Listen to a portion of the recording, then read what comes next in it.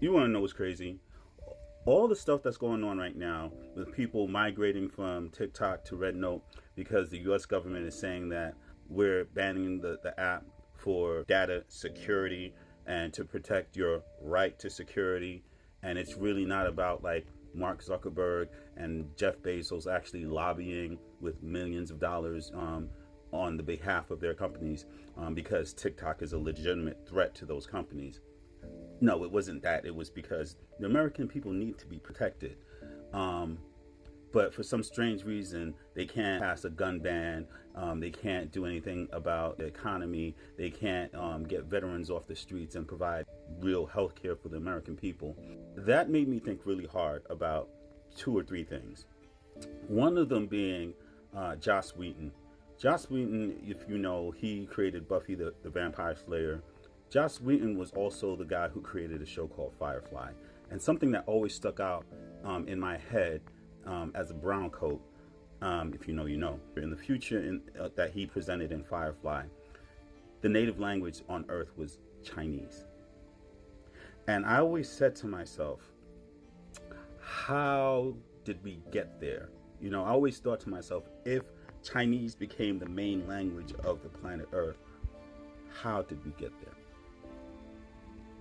And now, with everyone going to Rednote, I'm seeing the ways that it can happen because through this FAFO moment in history that the U.S. government has done to itself, I'm seeing the pathway to that future where now everyone from two different countries, from different cultures, we're sharing information now. And we're talking to each other. And I think that's the biggest threat to either government. The other thing was, I saw a movie a long time ago with Brandon Fraser in it called With Honors. And in that movie, writing his dissertation for his graduate class, he said in that dissertation that the interactive cable, the internet, is going to change the world by uniting people. And those two things never left me because now I'm seeing it being executed in real time.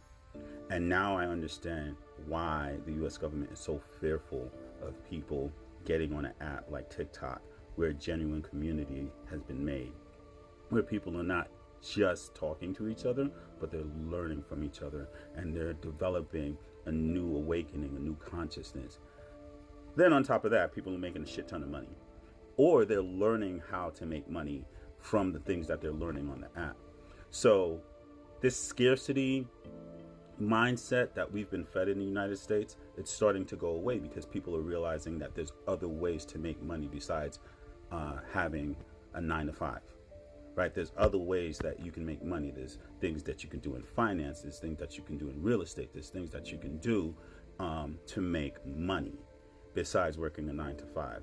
They might be harder, but it's proven through this app that people are willing to work longer, harder hours to do things that they're passionate about and make money that way, instead of going into an office and working 10, 12 hours for someone else who could really give a shit about them. And the last thing that the US government should have done was sit down and fix their face to take away an app that was doing all this good stuff from 170 million people. Because if we lose this app, I guarantee you, not all of us, but a good portion of us are going to remember people in government who voted to take it away. Just something to think about. Blessings.